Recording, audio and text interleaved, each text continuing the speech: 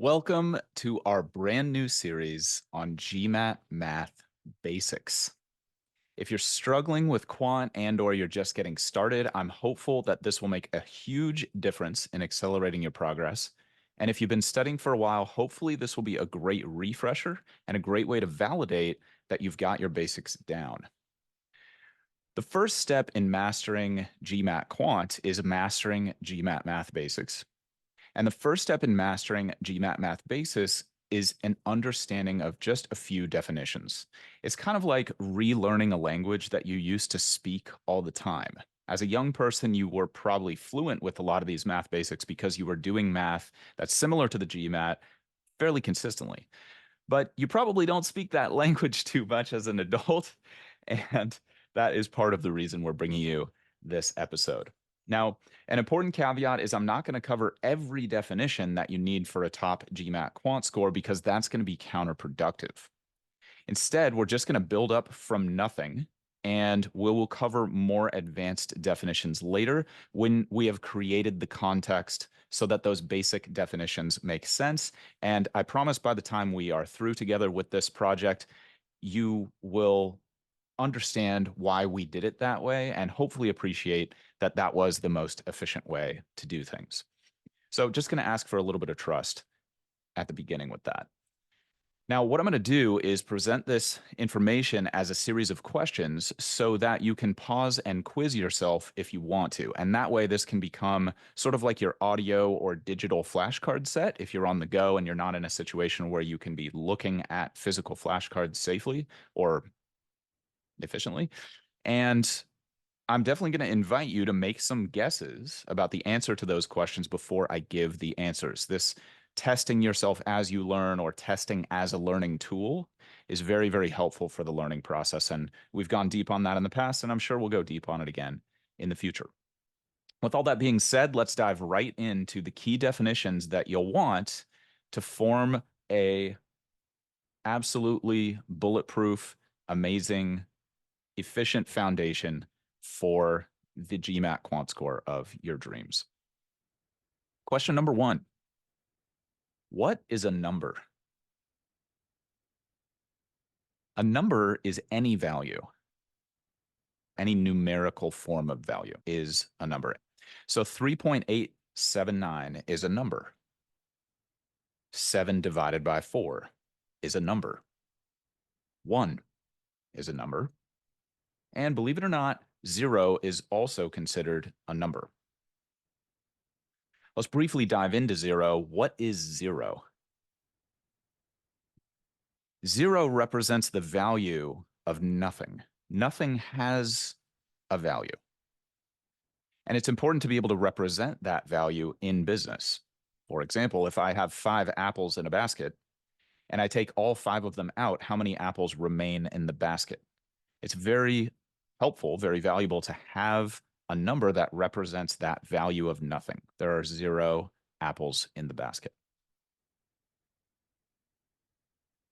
Next, what is a positive number? A positive number is greater than 0. Any number greater than 0 is positive. 0.00000001 is a very small number, but it is positive. 10 is positive. 100 is positive. They're all greater than 0. What is a negative number? A negative number is less than 0. It's kind of a weird concept if you think about it, but it's also very useful in business, especially finance. A good analogy for negative numbers is probably an overdrawn bank balance. There's not really such a thing as negative apples in a basket. We could kind of like extrapolate that if we wanted to, but if you had $100 in your bank account, it's probably easier to think about your bank allowing you to spend $200, which would make your account balance negative 100. That means you owe the bank $100. This is often how we express debt or a value of a security being less than nothing. That's negative numbers. Important and related to positive and negative numbers is the sign of a number. What is the sign of a number? The sign of a number just represents whether it is positive or negative. A number with a positive sign is positive. A number with a negative sign is negative. And the GMAT sometimes uses that word sign to indicate what you're supposed to do in a problem or given information that's crucial to solving a problem. Some people refer to negative numbers as -2, while others refer to them as -2. It's the same value. -2 and -2 have the same value, which is 2 less than 0. Now that you understand what numbers are and the types of numbers, let's talk about another type of number that's very important for the GMAT. What is an integer? An integer is any number that can be expressed without decimals or fractions. If a number does not need a decimal or a fraction to be expressed, it is an integer. So if the test says integer, it means no decimals and no fractions allowed. Now we'll get to decimals and fractions later, but in order to truly understand what a fraction and decimal is, I believe you should understand what operations are. And I don't want to get into operations until we've clearly defined what numbers are. Numbers are the thing that you use when you do operations. Or you could think about, what do I operate on? I operate on numbers. Now, most of you are loosely familiar with decimals and fractions to the extent that we can still make this a productive conversation. But if you have no idea what a decimal or fraction is and you've never encountered it, please shoot us a DM at the GMAT strategy on current social channels, and we will edit this episode if we are indeed incorrect in our assumption there. But don't worry, we're going to go deep on decimals and fractions, but not too deep. And that's a really important reason that we're making this episode for you right now, is to make sure that you have the most efficient path forward.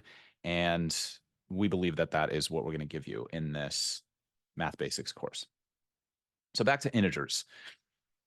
Integers are numbers that can be expressed without decimals or fractions. -1 is an integer. Now, this is important. I can express -1 as a decimal or a fraction. Like I could express it as the decimal -1.0000000. I could do that, but I don't have to do that. And that's what makes it an integer. Same thing with a fraction. I could express -1 as -3 divided by 3. We'll get into division next time because division is an operation. -3 divided by 3 equals -1, but I don't need to express -1 as -3 divided by 3. Therefore, -1 is an integer. So just think like no decimals, no fractions, even if it could be expressed as a decimal or a fraction. So for example, or a counterexample, maybe 4 divided by 7 is not an integer. There are no ways that I can express the value of 4 divided by 7 without a decimal or a fraction. I must have a decimal or a fraction to express that number, aka value, and therefore it is not an integer. Couple other interesting integers. 0. 0 is an integer because it does not require a decimal or fraction to be expressed. Similarly, 1 billion is an integer, happens to be one of my personal favorites. 2.2 is not an integer because I cannot express the value of 2.2 without a decimal or without a fraction. Next up, what is place value? A place value represents how many ones, tens, hundreds, thousands, etc. are in any given number. The ones place tells you how many ones there are in that number. In the number 107, there are 7 ones. So if you want to write out 107, you would first write a 1, then a 0, then a 7, which indicates that there are 7 ones. Relatedly, in 107, there are 0 tens in that number. And so we write 107 to indicate there's 100, 0 tens, and 7 ones to create the number 107. The number 157 has 5 tens. That's why there's a 5 in the tens place. I already mentioned this, but let's dive into it. In 107, there is 100. So you write that number as 107 with 1 in what's called the hundreds place, 0 in what's called the tens place, and 7 in what's called the ones place. Most of you are going to be okay with larger numbers if we just extend that concept, such as the thousands place, or the 10,000s place, or the 100,000s or millions place. In the number 1 million, there is 1 million, 0 100,000s, excuse me, 0 100,000s, 0 10,000s, 0 thousands, 0 hundreds, 0 10s, and 0 1s. That's why you write a 1 with 6 zeros after it to express the value, aka the number 1 million. Once you understand place values, you can understand what a digit is. So what is a digit? A digit holds a place value. The tens place is also called the tens digit. In the number 157, there are 5 tens. So 5 is in what's called the tens place. We can also say that 5 is the tens digit of that number. It's the same thing. A digit just holds a place value. All digits have the same name as their place values. The hundreds digit holds the hundreds place value. The thousands digit holds the thousands value, etc. And the only important note there is that the ones digit, which holds the ones place, is usually referred to as the units digit on the GMAT. You could still call it the ones digit. The GMAT tends to refer to it as the units digit. So that naturally leads us to our next question, which is, what is the units digit? And hopefully you know that that's the same as the ones digit. All other place values and all other digits are just going to be called whatever place value they hold on the GMAT. So the thousands place value and the thousands digit will just be called that, the thousands digit. The ones digit is really the only caveat. Last question and last concept here. What does it mean if you're looking for a 3-digit number? You're looking for a number that has 3 place values, exactly 3. This could be 100, which is the smallest 3-digit number, has exactly 3 digits. 99 has only 2 digits. Or it could be a number like 107 or 157, all the way up to the largest 3-digit number, which is 999. After that, we get to 1,000, which has 4 digits. So this is important because the GMAT does like to ask you questions about digits and place values and certain types of numbers that have certain types of digits, such as X is a 7-digit number, something like that. You'll want to know those basic definitions in order to be able to tackle a question like that efficiently. Now, believe it or not, those are all the basic building blocks of GMAT math. Hopefully that's way simpler than you thought it was going to be. And there are a lot of people out there who have a vested interest in making it seem more complicated than it is, but we do not have that interest. We have your interest at heart, and we want you to be as efficient as possible. That's the whole point of us putting this stuff out. You're very important to the future of business leadership. We take your commitment to this process very seriously, and so we take our commitment to your success very seriously. So what we're doing is just doing our best to create some clarity here, cut through some of the noise. And next time, like I said, we'll be back with operations, which are all the cool things that you can do with numbers. Now, a couple interesting points as we round this out. The GMAT doesn't really test advanced math concepts. Like there's no calculus, there's no trigonometry on the GMAT, but it does test basic concepts in advanced ways. And if you've been studying for a while, you might have experienced some of the tricks and traps and complicated logic that can be involved, even if the math in a specific GMAT problem is relatively simple or straightforward. So having a strong understanding of these basics is going to be immensely valuable. I definitely recommend creating flashcards for all of these concepts, especially the ones that you're not 100% confident with. If you have had success with that in the past, like I said, this episode you can come back and re-listen to over and over again if you want a sort of like digital automated flashcard set. And that's why we've organized the episode in this way. And we'll do our best to continue to build on top of that in a logical progression so that by the time we're through with this, you'll be able to have a study sheet, whether that's mentally, audio, digital, physical, if you create that. And I strongly recommend creating physical flashcards of your own or digital flashcards of your own, because that's very helpful for the learning process.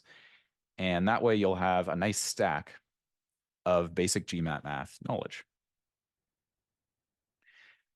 So again, next time we'll dive into things like fractions, decimals, primes, etc., which are valuable definitions, but are closely connected to operations. And so I'd like to cover operations before we dive into those today.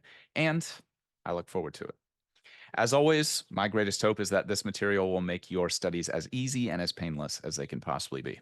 If you'd like more tips and strategies for optimizing your performance on the GMAT, please head to our website, thegmatstrategy.com, which is linked in the description of this episode, and check out our video presentation on how to achieve your dream GMAT score in half the normal time. You can just go ahead and check the description of this pod, click on that, and it'll take you right where you want to go.